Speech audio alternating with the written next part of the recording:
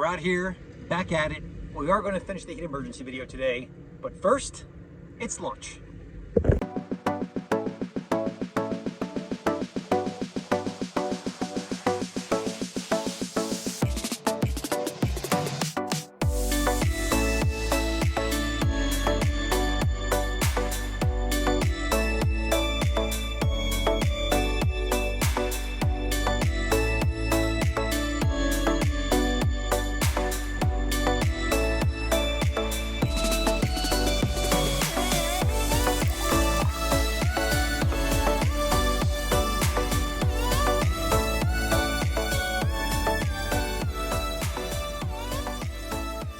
How great is this? We're out here, it's hot out, we're keeping an eye on everybody, making sure everybody stays good. And we're talking about heat emergencies. So, prevention. The most important thing we can do, of course, is stay hydrated. And this ties right back to what we had said just in the previous video, because in order to maintain cardiac output, you have to stay hydrated. However, most of us would only rely on thirst as an indicator on whether or not we're getting dehydrated, and thirst as an indicator pretty much sucks. If you weren't aware, by the time you're thirsty, you're generally down about 1.5 liters. So referencing a urine chart is probably the best course of preventive action out in the field. And it's going to have to be obviously self-policed, because I don't think anybody's too apt to go around and be looking at people's urine and basing it on a chart. But if you didn't know, you can only rehydrate somebody orally at about 1 liter an hour. And that can be tough to try to come back from, depending on how dehydrated they already are. So the reasoning for the liter an hour rule is because this is how much can be absorbed by the body. And if you attempt to do more than that, you can actually cause hyponatremia or diarrhea or both. And obviously that we want to avoid. When we do start to become dehydrated, usually the first thing that will manifest itself are heat cramps. And crazily enough, we actually don't know what causes heat cramps. But they usually manifest themselves as unilateral, they can be bilateral, but painful spasms in the calves. The treatment for these, though, is very easily. We're going to give fluids, preferably something with electrolytes, Gatorade, drip drop, anything like that, and that should take care of it. Can you give an IV for this? For all my IV happy paramedics out there, yes, absolutely, and the person would probably respond remarkably well. However, in the austere environment, we generally want to hang on to our resources and only use them when they are needed. So in this person, I'm generally going to stick with just an oral, hydrating treatment plan for this person. So coming down off the mountain, one of the crew's trucks ran into an issue. Their running board had rusted through, and it was dragging, and they couldn't really drive the truck. Tried ripping it off, couldn't get it, so we came up with a real quick fix. Here it is.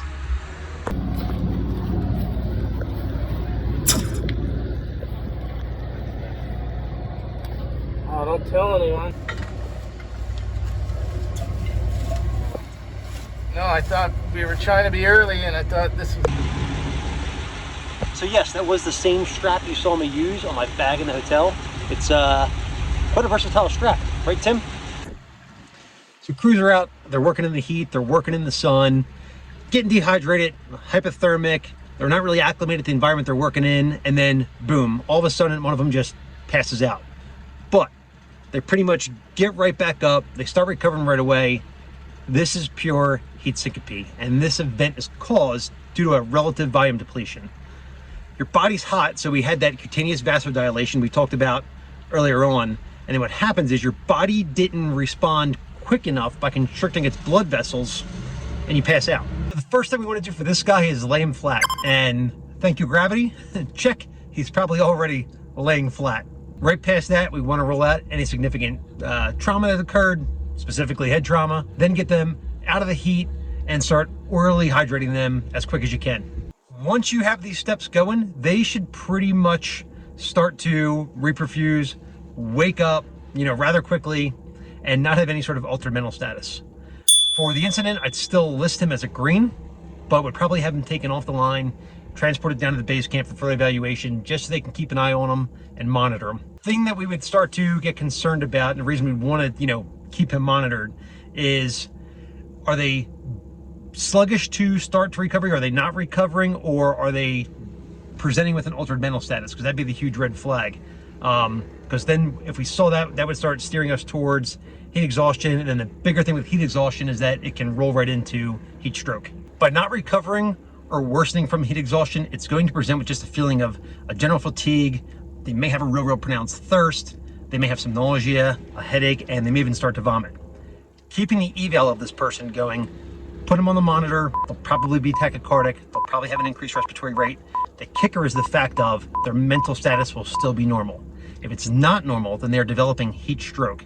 And basically that boils down to the fact that they've built up so much heat, their body can't deal with it, and it sets off an inflammatory condition, sort of like SIRS.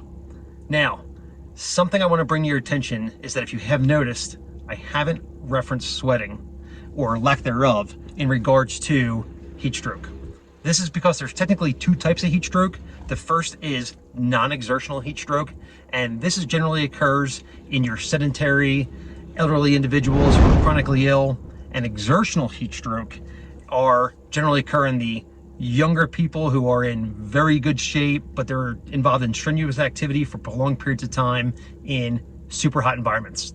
The exact people, we're dealing with in the wildfire environment.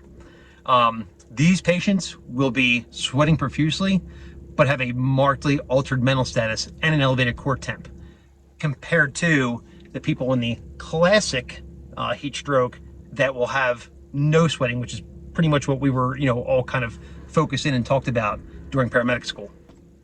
Obviously, heat stroke is a true emergency, and our goal is to get them as cool as quickly as possible.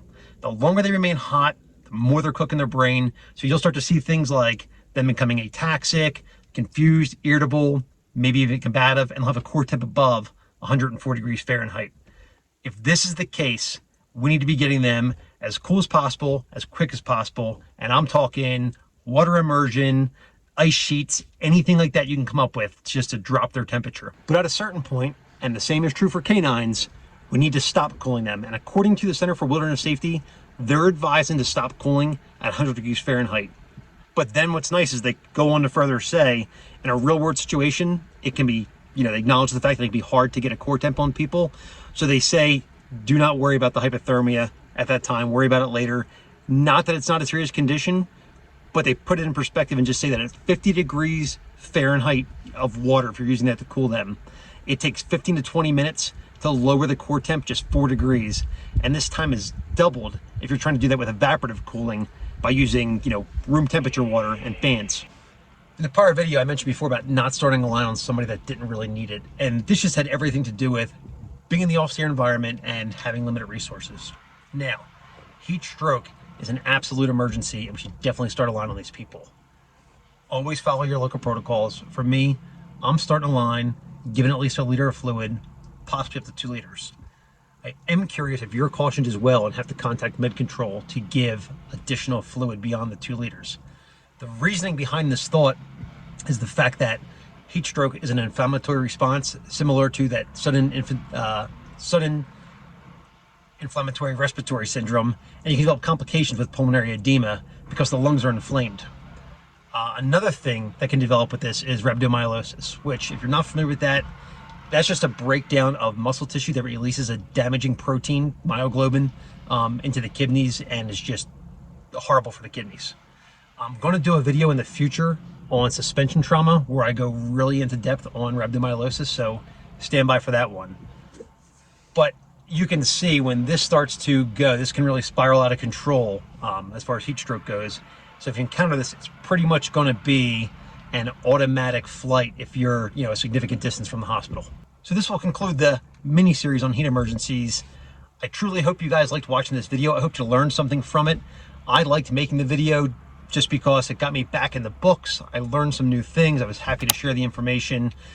With that, if you guys enjoyed the video, please give us a like, hit the subscribe button, and we'll see you in the future.